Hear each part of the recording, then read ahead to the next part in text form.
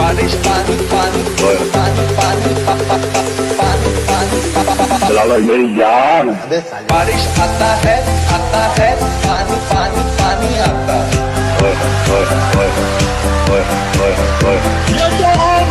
ज्यादा बारिश आता है तो ज्यादा पानी आता है। ये तो सबको पता ही होता है। बारिश होती है पानी पानी आता है, ज्यादा बारिश होता है तो ज्यादा पानी आता है।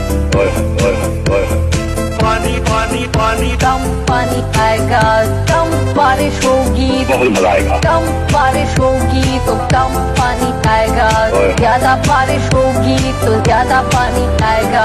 कम ज्यादा कम कम ज्यादा कम पानी आएगा। ये तो होगा।